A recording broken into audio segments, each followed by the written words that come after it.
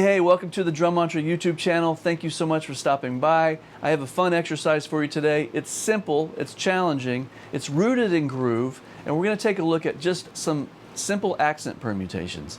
Now, the whole thing is based in rhythmic repetition. So what we want to do is repeat these exercises for an extended amount of time. That way you start to develop muscle memory. When you have muscle memory, your body's able to express itself. It's able to express what you're thinking, what you're feeling. So doing an exercise for long enough where your body can start to learn the motions, that's the whole secret. Muscle memory. That comes from rhythmic repetition. Drum mantra is rhythmic repetition. Rhythm, drum, repetition, mantra. Rhythmic repetition, drum mantra. Okay, so let's get into this. This is in 4/4 time. The groove is quite simple. It's kind of the money beat, but we're playing eighth notes with the left foot. We're playing 2 and 4 on the snare drum, and we're playing all 4 quarter notes on the bass drum. Very simple money beat, except we're not playing the hi-hat with our right hand. We're playing the hi-hat by stomping our left foot. That is the groove for the entire series of exercises. The right hand on the cymbal is what is going to be doing the accent permutations. So we have 5 different degrees of accent permutation today. We're going to play the downbeats, and then we're going to play the E's, and then we're going to play the ands, and then we're going to play the uhs, and then we're going to play a 5-note grouping on top of the 4/4 groove. So it's the music that is the play along is a 5-measure long phrase. And ultimately, in the big exercise, we're going to play each 5-measure long phrase 4 times. So that's a 20-measure long experience with each different accent permutation. But it gets even more complex than that. Not complex, but there's more involved in it. So let's just take a look at the grooves on their own, and then we're going to put them all together at the end. So the first one is simply quarter notes on the crash cymbal, on the crasher, right there, and quarter notes on the bass drum, 2 and 4 on the snare drum, eighth notes on the hi-hat. We're going to play 1 cycle of this phrase, so it's a 5-measure long phrase. Okay, here we go.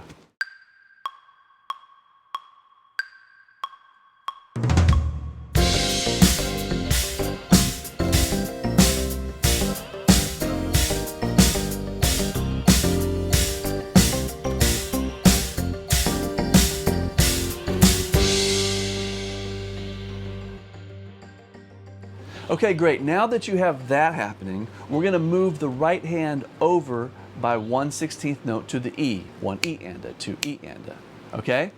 The same 5-measure long phrase, and the groove is the exact same. Here we go. Let's check it out.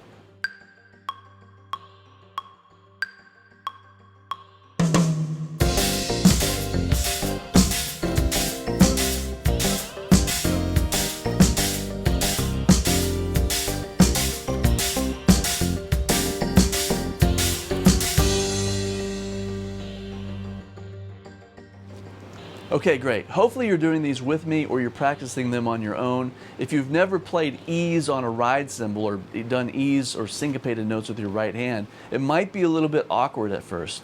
Do it a bunch, rhythmic repetition, build that muscle memory. Okay, let's go to the ands now on the crasher. Here we go.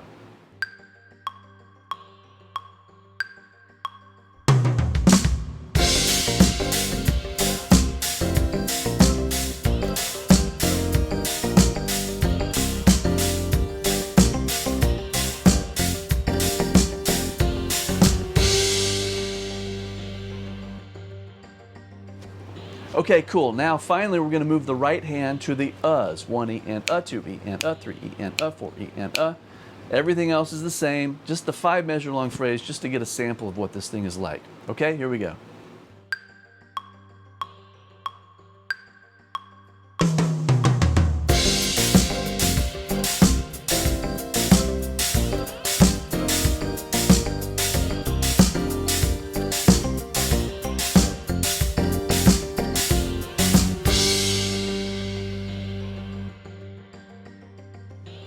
Okay, great. Now the grand finale of this thing is the 5-note grouping on top of the 4/4 groove. Now this is a 5-measure long phrase, and that is why it's a 5-measure long phrase. It's written to be able to accommodate playing every 5th 16th note with the right hand. Every 5th 16th note is downbeat, the E of the next beat, the and of the next beat, the of the next beat, and then a quarter note rest, and then it starts over again. It's a 5-beat long phrase, but to make it fit over a 4-beat long measure, you have to play 5 measures of it for it to resolve. Okay, I want you to just take a listen, take a look, think about it, and then we will come back and discuss. Okay, here we go.